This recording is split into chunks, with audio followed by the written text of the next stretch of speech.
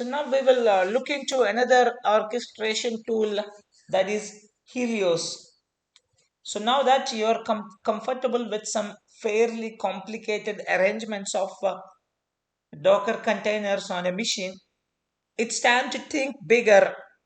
It's time to think bigger. So let's move into the world of multiple hosts to enable us to use Docker on a larger scale. So the best process for moving Docker containers to target machines and starting them up is a matter of much debate in the Docker world. A number of well-known companies have created their own ways of doing things and have released them to the world. So a user can benefit massively from this if they can decide what tools to use. So this is a fast-moving topic. We have seen the birth and death of multiple orchestration tools for Docker and recommend and recommend caution when considering whether to move over to using a brand new tool. So as a result, we have tried to select tools with significant stability or momentum or both. So those tools only I have selected here, so that those tools which have those orchestration tools which have a significant stability and significant movement and both, so that tools I have selected and I'm demonstrating, because there are a lot of tools that have come and gone like a passing clouds. Very few tools that have stayed here like a sky. So I am specifically dealing with a tools and explaining the tools which are stayed here like a sky, not passed like a clouds. So let's look into this. We'll begin with manual multi-host Docker with Helios. We'll look into the architecture and we'll see the one example, a simplest example. We'll begin with manual multi-host Docker with Helios. So it can be intimidating to hand over all control of provisioning a group of machines to an application. So it does not hurt to ease yourself in with a more manual approach. Helios is ideal for companies that have mostly static infrastructures and are interested in using Docker for their critical services but want human oversight in the process. So now let's look into the Helios use case. Here, the problem statement for us is we want to be able to provision multiple Docker hosts with containers but retain manual control over what runs where. And solution for this is obviously we are dealing with Helios. So Helios tool from Spotify. So now let's look into the architecture and how it works. So Helios is ideal for companies uh, for basically who wants to have that manual intervention or manual control over what runs where. So Helios allows you to manage the deployment of Docker containers across multiple hosts, and it gives you a single command line interface that you can use to specify what you want to run and where to run it, as well as the ability to take a look at the current state of play. Because we are just introducing Helios, we are going to run everything on a single node inside Docker for simplicity, but don't worry, anything relevant to running on multiple hosts will be highlighted. As you can see, there is only one additional service required when running Helios, that is Zookeeper. You can see that Zookeeper.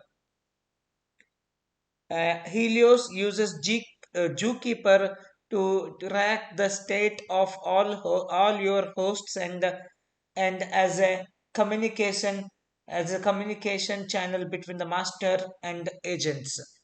Master and agents. So what is Zookeeper? Zookeeper is a lightweight distributed database optimized for storing configuration information written in Java. It's part of Apache suite of open source software products. It is similar in functionality to etcd, and so now you will need to know for this technique is that Zookeeper stores data so that it can be distributed across multiple nodes by running multiple Zookeeper instances.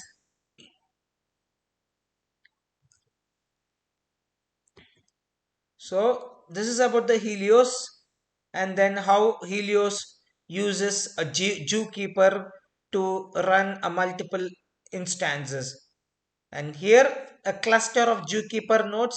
So we are going to use Zookeeper, a cluster of Zookeeper nodes at the center, and then we will have a Helios master, and then we will have a users which is running Helios, and here Helios agents.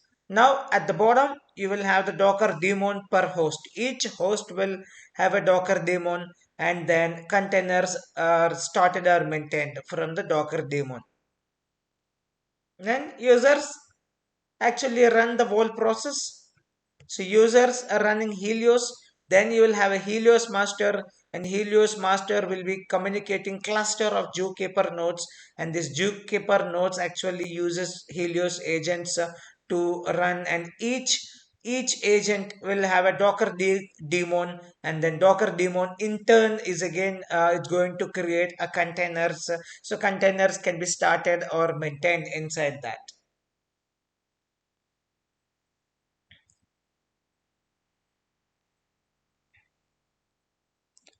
So to start, let's look into some example theoretical.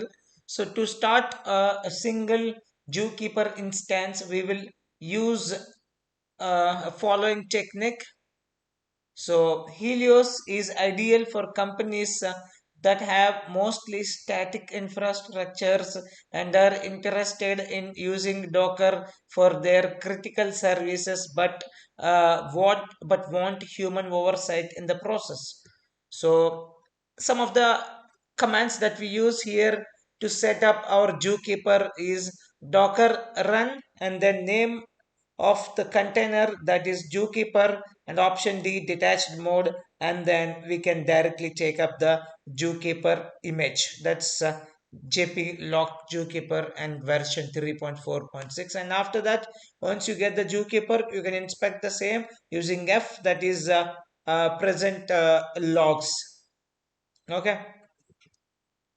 Then you can also inspect the data Zookeeper has stored by using zkcli.sh tool. For that, you have to use docker exec and option I and T, that's interactive and terminal mode, and Zookeeper, and inside that it's gonna have bin zkcli.sh. This is a one type of shell, the Zookeeper shell, Zookeeper CLI shell format. And Helios itself is split into three parts.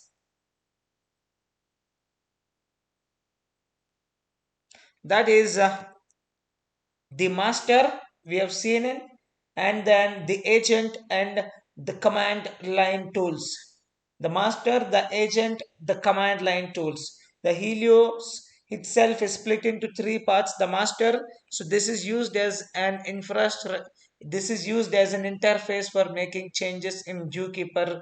And the agent, this runs on every Docker host, starts and stops containers based on the Zookeeper, and reports the state of each container back.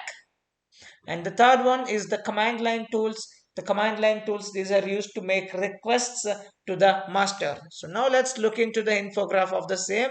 So here you can see terminal. Inside the terminal, when we say hello, when we say Helios deploy, and then if you give the complete command, so this the following is going to happen here. So the command line tools, these are, so now that the Zookeeper is running, it's time to start Helios. For that, we need to run the master while specifying the IP address. Here you can see that IP address of the zookeeper node. Okay, we started earlier. And Helios deploy, and here you can see the Helios master. So this command sends a deploy request to the master. When you say Helios deploy, this command sends a deploy request to master, then this will be deployed to zookeeper.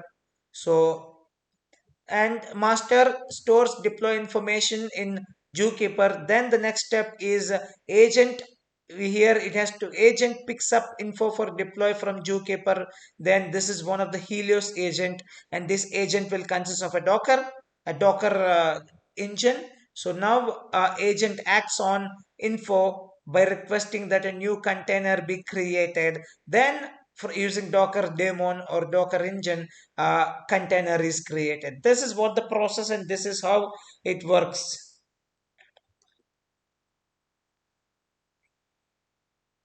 So then it looks like the Helios master has created a bunch of new pieces of configuration, including registering itself as a master.